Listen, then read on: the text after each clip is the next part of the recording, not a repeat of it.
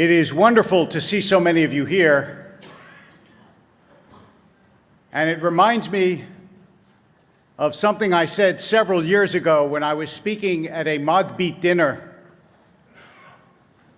And I said that I thought it was time to thank the person who was most responsible for the success of Sinai Temple, who almost never gets thanked, and that's Ayatollah Khomeini.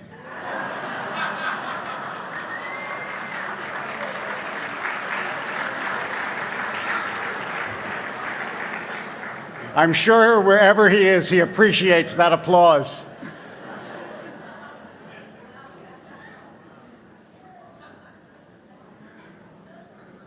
On a slightly more serious note, I also want to note that a little before last week, we lost our long-serving emeritus rabbi, Rabbi Tzvi Dershowitz, who also deserves an enormous amount of credit for welcoming the Persian community.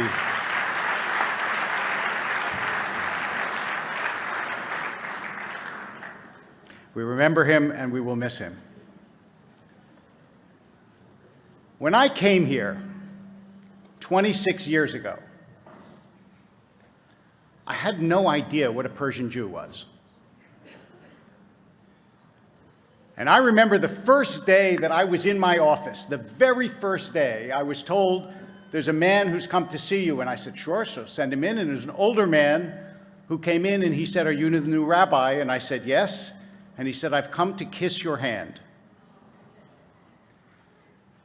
And I called my father.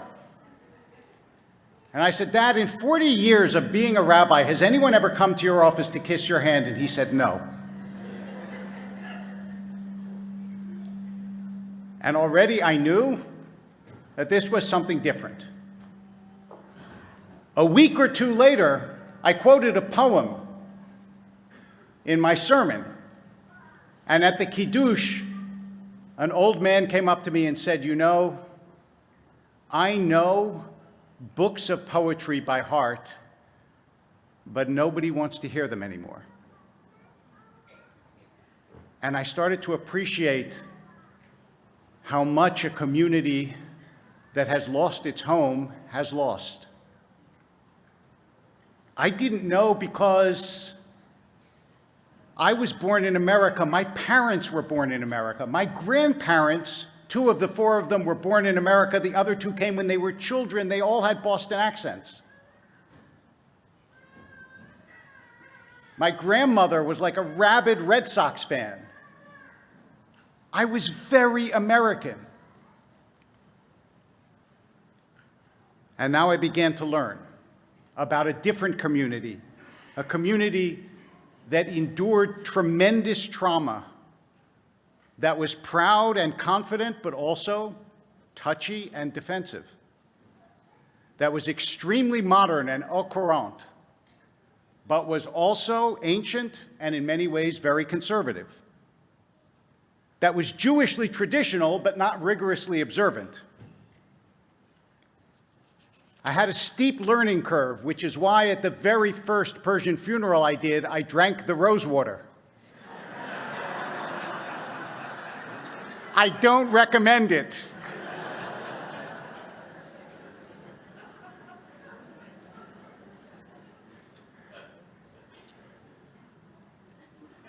But here are the lessons of someone close to you who has watched you for over a quarter century. This is a heart community. For all that you make fun of it with tarof, with exaggerations, with storytelling, the Persian community leads with the heart. You feel and you love. It's a community of extraordinary gifts. You take pride in your success, and you should. And I know everyone talks about business and real estate, and that's true, but also in arts, in letters, in medicine, in law. The achievements of the Persian Jewish community are remarkable, and you have made a major mark. And it's a community that has seen evil. Seen evil in a way that most Americans never have. It gives you an understanding of the world of the dangers of the world, of the dangers to the Jewish people, that is very deep. But I tell you this as your rabbi. Despite your gifts, you don't always believe in yourself. There is a combination of self-assuredness on the one hand and sensitivity on the other, and that is why the community often has a distorted relationship to money. If you know your self-worth, if you really know it, then you know it isn't measured in dollars. The sages of our tradition never thought that being poor was being worthless or being rich was being worthy. But I have had members of the community in my office crying because they couldn't afford a big bar mitzvah or bat mitzvah for their children or a big wedding. And they thought their children would be devastated, and they felt ashamed. And these are kind people, smart people, good people, but they have bought into this idea that your self-worth is to the right of a dollar sign. They're terrified at how they will be seen by other people in the community if they don't have the right venue or the right food or the right flowers. Now, I have nothing against Jews doing well. I actually want Jews to do very well because wealth in this world is power, and Jews in a dangerous world need power. But the poets and teachers and sages and rabbis that I have quoted to you from this bima for the last quarter century, almost none of them was rich. It didn't make them less worthy. It didn't matter. So my first reminder to you is simply this: don't be deceived and don't be led astray. Being worth less is not being worthless. Know that if tomorrow you had nothing, you would be no less precious in God's eyes, and you should be no less precious in your own. If you didn't have beautiful clothes or a big house or a nice car, you are not worth anything less as a soul, as a spark of God. I know that you know this, but it's hard to hold on to sometimes. And I want to give you this encouragement to remember it always. In our tradition, it is not having money that gives you status. It's giving money away. To give money away doesn't make you a sucker, it makes you a tzaddik.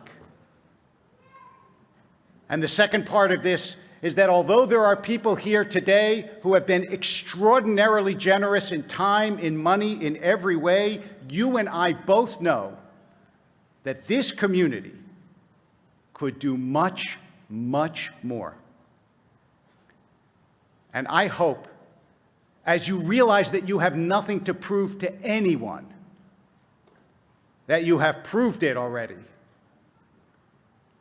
that as time goes on, you will give more to the community, to the synagogue, to the institutions that maintain Jewish life in here and, of course, in Israel. The second part of this, having gone through trauma, is that because you have seen evil and experienced evil, sometimes some members of the community interpret something as evil when it's just different. I have experienced anger in the Persian community, especially in this divided country right now, biting, brutal anger. That is not how Jews should speak about each other, or how they should speak about non-Jews that differ with them. This is the flip side of passion. Sometimes if you're passionate in love, then you turn passion the other way. But here is my second thing to tell you as your rabbi. Very few battles are won with anger. You'll feel good for a moment, and believe me, others will cheer you on, especially in our country at our time. If you get angry, you will have people patting your back. But in the long run, you will destroy the possibility of dialogue, of understanding, of compromise, and of growth. It's almost never worth it. Be gentle with each other. Try to listen. Kol Yisrael arevim ze lazeh. All of Israel is responsible for one another, not just the Israel that agrees with me, all of Israel. The world isn't made up of us and them. There are 1,000 shades, different experiences, and when you get to know people, it's never as simple as it seems on social media. And finally, as a part of that, this is Pesach. And a lot of people think, as you heard in the song, that what Moses said to Pharaoh is, "Let my people go," but that's wrong. Moses didn't say, "Shlach et ami," let my people go, because that's a political statement. He said, "Shlach et ami ve'ya'avduni," let my people go that they may serve me, because that's a religious statement. Wherever you are on the political spectrum, right, left, or center, remember that God is bigger than presidents or parties or nations or this world. Don't let your Judaism be your politics alone. Don't divide up as Jews by political stances. Don't assume you can only be a good Jew if you're on this side or that side. The Torah is not Republican, it's not democratic, the Torah is eternal, and it transcends the moment, the parties of the moment. We are supposed to hold our hands through the wilderness, to be holy, and to see it as our guide. We're all human beings. We're all cracked and flawed and broken and scared underneath. Sometimes we get angry when we shouldn't, and sometimes we confuse what we have with what we are. Sometimes we get prideful, and at other times, terrified. But I return to what I've seen, which is heart. This community has a tremendous and inspiring love for the land of Israel. And I want to see that same tremendous and inspiring love always expanded to all the people of Israel as well, all Jews. Even the ones who vote different or think different or whose experience has taught them another way. I know the love that coruscates, that sparkles, that shines in this community. Although I couldn't always communicate with them, I saw it in the eyes of the grandmothers who would hold my hand and just look at me, and I felt it. I saw it dancing down the aisles of 1,000 weddings. I saw it in the tears at 1,000 funerals. I've seen it in the way you have embraced me and shown me your heart. You weren't always happy with me. It wasn't as though everything I did met your approval, but you still embraced me. We have agreed, we have disagreed, we have laughed and cried and walked this path together. I want you to know that I won't be gone.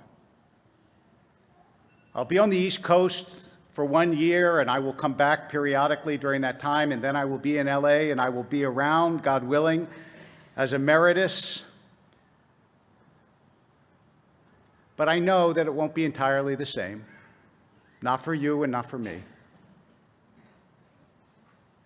There is, as you know, a Persian legend about the Sangi Sabur, the patient stone. It's a stone that absorbs the pains and sorrows of the person who confides in it. And then, when it has absorbed everything it can, and it can no longer contain the pain, it bursts into pieces. We have listened to each other for a very long time. In my office,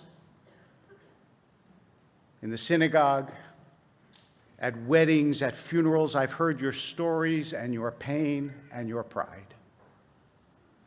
We have held each other for a very long time. And now it's time, a little bit, to burst apart. Az mohabate shama sepash gozarim.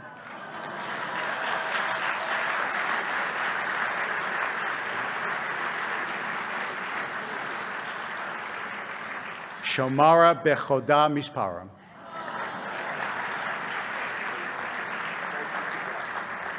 Thank you for your incredible kindness to me. May God bless you.